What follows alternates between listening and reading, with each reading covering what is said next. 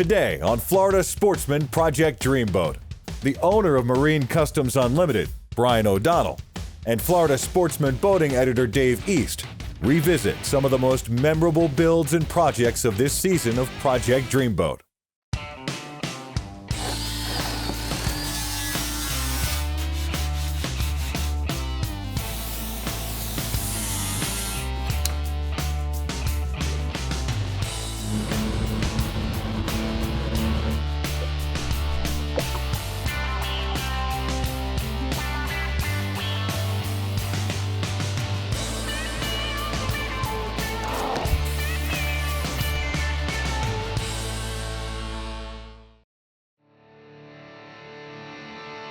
Welcome to this final episode of Project Dreamboat, Brian. You know what? It's been a great season. I've seen some absolutely cool stuff come out of your shop.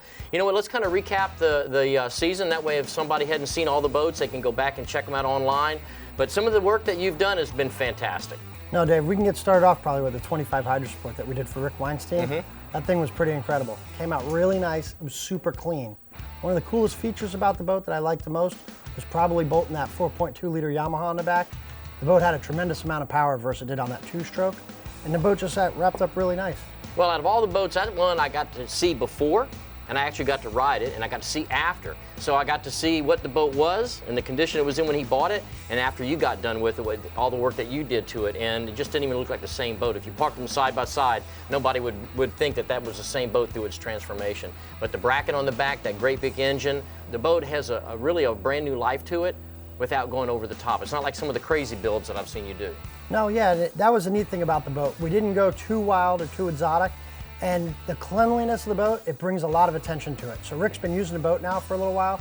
He's actually talked about some people that have met him down at the ramp. They come up to him, they want to talk about it, they want to know what year boat, what kind of boat it is. They're like floored, they can't believe it's an old Hydro Sport. He's so proud of that boat, it's not funny.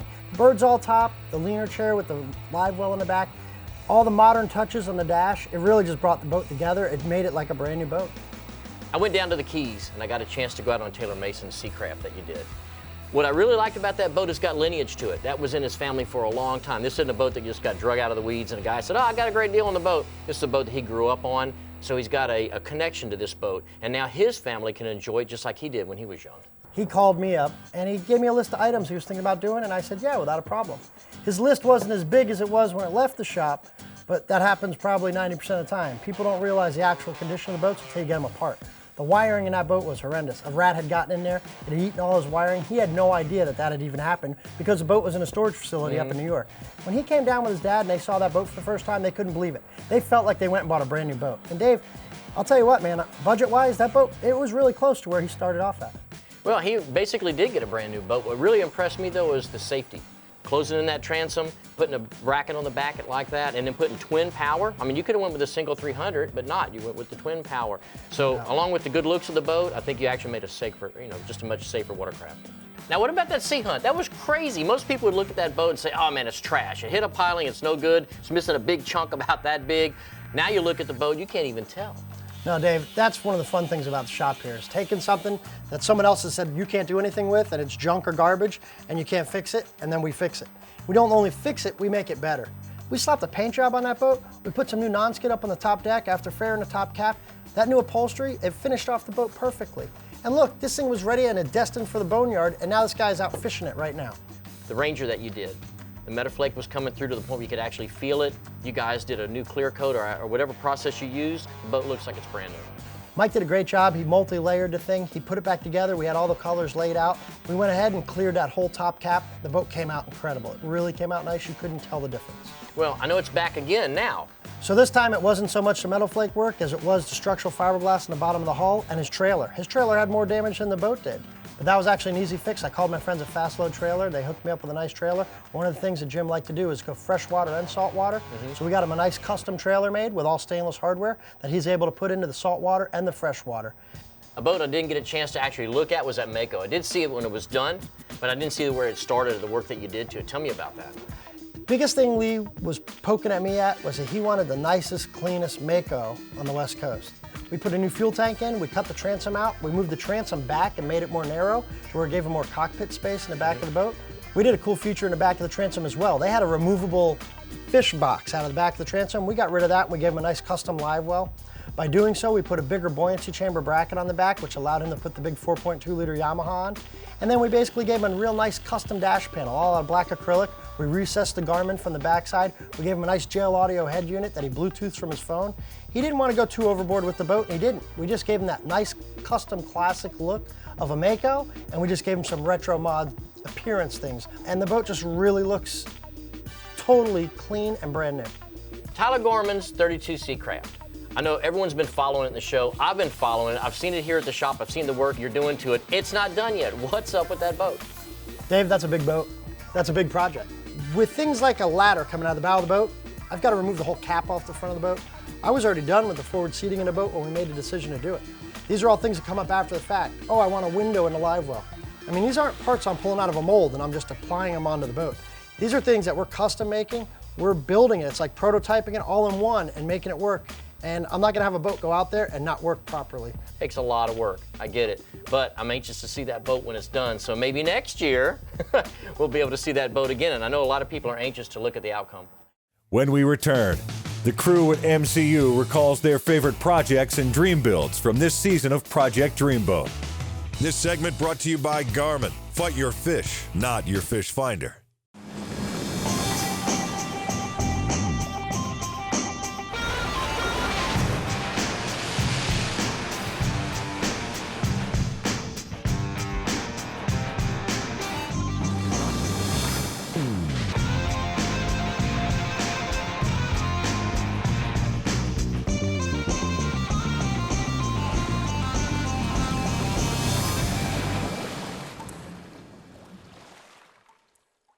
Welcome back to Florida Sportsman Project Dreamboat. Join us as the crew at MCU recalls their favorite projects and dream builds from this season of Project Dreamboat. So my customers have given my guys some nicknames, like the Rock Stars or the A-Team. It's kind of corny, but it's true. At the end of the day, I wouldn't be able to do it without them. This season's been a little crazy. You know, I originally started out as Brian's Yamaha, outboard engine mechanic. And some things came about and I've been pulled into the plastic shop. I got a little carpentry background and they needed some help. So I came in here and started making plastic stuff. Way different from being a mechanic. I was given an opportunity to come in and help out with the 25-foot Hydrosport project and making that dash panel. Something I don't do on a normal basis. And we got in there and, back mounting the Garmin and doing up the lighted switch panel, glove box. I mean, these are all things that are just a little different for me. So to come in here and learn that and get that done and make sure Rick's happy with it, because the guy's spending a lot of money on the boat and we want this thing to be just pristine. To be able to do what I did and what Brian's taught me in a short amount of time and just see his overall reaction was just absolutely awesome. Just to see all the stuff on the boat, even the doors on the side of his console, how I put the vents in there and just everything's molded in. I mean, it looks production, like you can go buy that at the store, but I made that in my hands. It was just a really good experience. For me personally, on my end, the bass boat was probably the coolest, just for the simple fact that I've never done metallic flake. Brian threw it at me, he's like, dude, I know you got it, you're good to go. I had to go home, I did some research on it, and I kind of figured out what they were looking for. Came back in the next day and I started working it out. The end result, I think, came out amazing. Brian was right, I did have it the whole time. I like doing the above and beyond stuff because it's not your normal just spray it and go or match the gel coat and go. I like to do the custom metallics. I like to do the little different changes that make the owner at the end of the day look at it and go, wow, you guys were right. That thing turned out amazing. Some of the pride that I really take in my work is when I do the wiring in the boats because I don't have a blueprint or anything, so I really have to figure out my layout first in my head. And then I get in and I look the boat over and I come up with different ideas in my head, and then I move forward with the wiring, my switches. I love doing switch panels, especially these new ones that we've been doing lately. And I take my time and I lay it out, and I get everything pre-cut, heat shrinked, and I make it look nice and neat. When the customers pick up their boats and they look in the console and they look at the wiring in there compared to the production stuff that was in there, they go, wow, I had no idea it would look that nice and neat. You do great work, and that's what I really enjoy, seeing the customer really pleased with the quality of the work that we do here. I got a lot of experience. I'm not bragging on that, but I've been doing this working on and around boats all my life, well over 30 years now, and I enjoy it. It's to the point to where it's really not work to me. It's like second nature when I'm doing this stuff. And when I get done with a boat and I sit back and I go, wow, I did that. When we come back, FS Boating editor Dave East joins Brian O'Donnell, owner of MCU, to revisit their favorite one-man dreamboat builds from this season of Project Dreamboat. This segment brought to you by Bennett Marine, superior by design. 50 years ago, Bennett Marine changed boating forever, inventing the trim tab, getting you on plane faster, improving fuel efficiency and performance, balancing loads. Today, more than 1 million systems later worldwide, boats all sizes. Bennett Innovation, durable and dependable trim tabs and hatch lifters. Your only source for both hydraulic and electric systems. Bennett Trim Tabs, superior by design, legendary service. Enjoy the ride. Welcome back to Florida Sportsman Project Dreamboat. Join us as FS Boating editor Dave East meets with Brian O'Donnell, owner of MCU, to revisit their favorite one-man dreamboat builds from this season of Project Dreamboat. Brian, a lot of the other boats that we looked at were one-man dreamboats. And these boats were anything from a guy that just did a few little things to make it his own to some really crazy over-the-top stuff. Yeah, Dave, there's no doubt. This season was mild to wild, from little tiny skiff boats to custom 35-footers with triple outboards. This was a fun season, and you really enjoyed it. You got to ride in all the boats. I really did. You know what? And they're not all fishing boats, too. Niels Gregory, that boat, it was really set up for diving. 25 foot, I love to free dive. He used nothing but free dive, and I don't even think it was a rod holder on that boat. That boat was set up for one thing, mission specific, go out and spear a fish. Yeah, Dave, and that was one of the things Niels brought to my attention when he was saying I wanted to build the boat. The name of the boat was Free Spirit, and it was all about him getting down there and diving that boat. He loved those Yamaha engines, carbureted. He said he loved the grunt, the power that they put out, but he travels back and forth from Stewart to the Bahamas a lot. He wanted to make sure he had some new electronics, and that's where Garmin came in. That new Garmin electronics blew it over the top for him.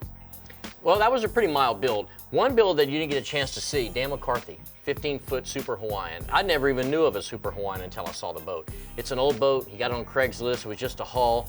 New stringers, new deck, and it was just going to be basically like a little putt-around boat. He was going to put a little tiller on it. Well, Dan's got a little bit of boat building knowledge, and he put that into the boat, and he went crazy with this boat. It's basically a little baby Garlington.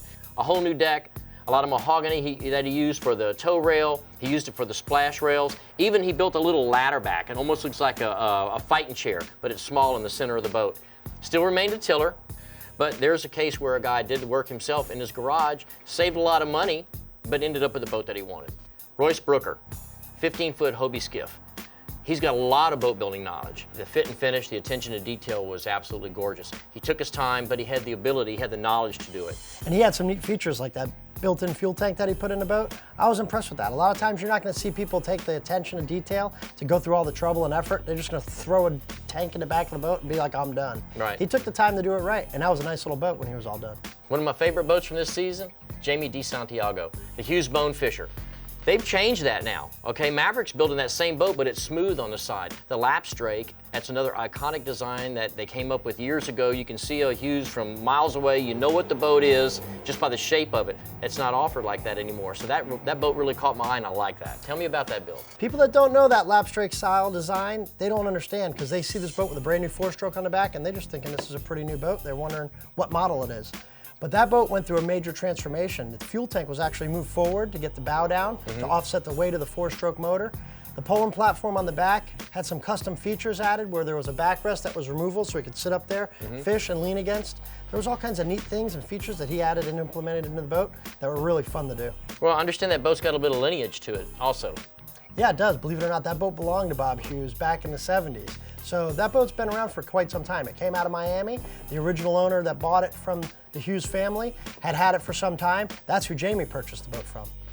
Another iconic boat that I was able to go on, that's more of a bay boat, 24 Pathfinder. You say the name, everybody already knows what the boat is just by saying it. But Tony Eden, he's in the industry also, does electronics. And he basically took an existing boat that was just neglected. You know, it had oysters on the bottom of it, the boat looked horrible. He redid the boat, cleaned it up, basically brought it back to life, put a little tower on it with a second station. One of the cool things he did, he used sea deck inside the entire boat. Like bass boats have carpet, this boat has sea deck in the whole boat. So it made it really comfortable to stand on, really, really quiet. Another cool thing he did, underwater lights, you've seen in the boats, you know, and a lot of them that you've done, a lot of other boats out there, he put them in the bow. So he likes to flounder out of the boat, or if he likes to bully net for lobster. But having those underwater lights in the bow of the boat, it really was functional. You could really get up there with the trolling motor, ease along the flats at night, and see what you were doing. Okay, now out of all the boats in this entire season, the one that was over the top was the Bertram. Yeah, Dave, that's my pride and joy, that 31 Bertram that we stretched to 35 feet. There's not another boat out there like it. That boat's totally unique in itself. One thing that I was really impressed with, the fact that you got the CG dead on. That boat had twin IOs, a lot of weight in the transom. You took those out, you closed it up, you extended the boat 5 feet, you put the outboards on. You had no benchmark to go by. It's not like you had a set of plans. You just had to figure out the CG and you got it dead on. The boat ran awesome. You could almost say we lucked out. There's no doubt about it. The boat rides like none other, and I was totally impressed with the fact I was able to deliver that boat without any hitches or problems. Well, when you're given a big budget like that, then you can do some really custom stuff, like your finish under the gunnels. It was just as shiny as the outside of the boat. The bilge was amazing. The bilge, there again, it was just as shiny as the rest of the boat. Make it easy to clean, but just the fit and finish to look at the boat, the wiring, the way you did the battery system on it, just the whole look of the boat, it looked like something that did leave Bertram. Yeah, Dave, and having a budget like we had, with being able to implement things like a teak deck, custom stainless work where you don't see the hardware, there's areas like the speaker covers, and being able to build that teak helm with the Palm Beach lever controls and the Helm Master steering from Yamaha, that was totally over the top, and I wouldn't have been able to do that without the owner's help. They got everything they wanted right down to the cabin with the push to button, the toilet comes out, freezer boxes, diesel generator. I mean, all these things in a 35-foot boat, it's pretty unique and pretty awesome. When we return, Brian and the crew at MCU recap their favorite moments and bloopers from this season of Project Dreamboat. This segment brought to you by Armstrong, celebrating 25 years of creativity and innovation. Do you have the Armstrong Advantage? In its most basic form, an Armstrong outboard bracket improves the efficiency of your outboard motor. This equates to a faster time to plane and higher top speeds. The list of advantages continue with improved maneuverability, added space, and a quieter ride. Adding a swim platform, accompanied by an Armstrong boarding ladder, will certainly add to your day out on the water. Isn't it time for you to gain the Armstrong Advantage? Welcome back to Florida Sportsman Project Dreamboat. Join us as Brian and the crew at MCU recap their favorite moments and bloopers from this season of Project Dreamboat. Brian, you know, throughout the season, we've gotten a lot of comments about the show. Let's go through a few of them, because a lot of them, you can tell people watch the show and put a lot of thought into it. No, there's no doubt. They're actually really intrigued with everything. You've got one here from Jay. The 32 is awesome. Was there not a way to make the dive door open to the inside, though? Now, the idea of the door opening out and leaving the inside of the cockpit more open, I didn't have to make that wall of the hull of the boat much larger to accommodate a hinge, and that screws the whole inside up with the toe kick area and stuff. Tyler didn't want to take away from that. Plus, we put a cooler for Tyler inside that boat. When you walk up those stairs to go into that dive door, you open the cooler from the outside in, which is really neat. So you're at the sandbar, you walk up to the boat, you don't have to climb into the boat to get to a cooler. And that was a neat feature. And the people commenting on here don't realize that. Well, they don't see the whole build. All they know is, you know, the industry standard, yeah, you do swing the door inside. But that's the whole idea about bringing a boat to you and having anything done custom, or anyone that's going to do a custom build for themselves, whether you do it or they do it in the garage, it's what they want. It's how they want the boat built. I may look at it and go, wow, that's kind of weird. First time I saw the backrest on that pulling platform in the boat you did, I thought that was very weird until I got up there and leaned against it and was like, hey, this is kind of cool, you know? No doubt about so it. yeah, Yep. It's all about the individual's need. Boat fits their dream. That's right. All right, so we got one from Mark here. Hello, I must confess, I was hooked on Florida Sportsman Project Dreamboat. I binge watched it on YouTube last night, and I couldn't stop. 2 comments. Show the finished boat and bring on a few bikinis with women in them. Well, of course, I would hope so. He doesn't want to see me in a bikini. Neither do I, so yeah. Okay, I'll go with So that. now bring on the finished boat. I don't know, Dave. We've got quite a few finished boats in these episodes, unless he's talking about the 32 Seacraft for Tyler Gorman. And I've actually got phone calls here in the shop about that boat. People are wanting to see it done. They're just gonna have to tune in for next season. Yeah, well, I'm one that wants to see it done too, so speed it up a little bit, because that's going to be a beautiful boat. We'll make it happen. That's not a problem. All right, we've got this one from Florida Anglers Fishing. Love what you do, watch every video, and look almost every day for a new one. Laugh out loud. Trying to redo my 18 catamaran center console. You guys give me tons of great ideas and help. Thank you. Well, thank you, Florida Anglers. We do this every day. It's a passion. We love what we're doing, and we're glad that we're able to help people with new ideas. Well, that's the whole idea of the show. Not everyone is going to make a over-the-top build like the Bertram. Some guys may just want to do a few little things, but they can use the show as their inspiration to see that, one, it's a good idea, and two, it's really not that hard to do. You can watch the show, get a few ideas, and make those changes to your own boat. You can make the boat your own. Oh, Dave, there's no doubt about it. Right down to installing some underwater lights. And we throw those things in the episodes too, so these do-it-yourselfers, they can actually get a real feel and an idea of what's going on and how to do it. All right, Dave, and then we've got Adam here. More Project Dreamboat, please. Adam, it's on the way. We've actually been filming season 2, and it's coming out awesome. If you missed any episodes from this season, you can check it out on floridasportsman.com or go to our YouTube channel. And keep the comments up, guys. These are pretty awesome. I love reading them, and I love the ideas you're putting out there for me.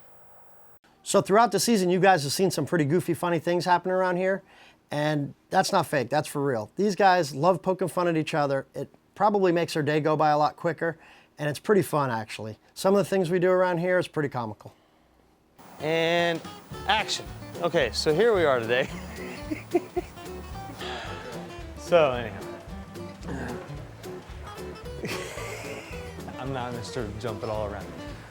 You can't really blame anybody with this. You can't, obviously you cannot blame me that don't.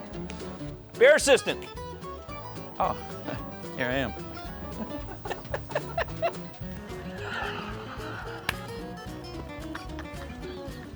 Shit. Quiet on the set. Quiet on the set. We're really on a crunch time, so we gotta work in the mechanics bay, which is a nightmare. It's a lot smaller, a lot tighter. Steve's got all of this crap ever. Can you say crap on the air? It's my daughter, Hanya. She comes in here to do quality control with me. So, you want to say hi to Mom? No.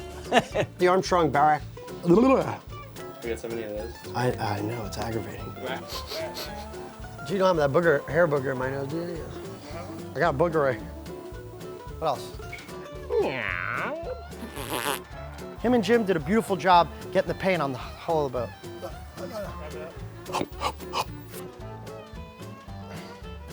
Was that too much? I did a face. You weren't even looking. I was like. Wow. Is that good? That's good, right? That's what I thought. All right. Make sure to join us next season to see the dreams of boat owners come true on Florida Sportsman Project Dreamboat.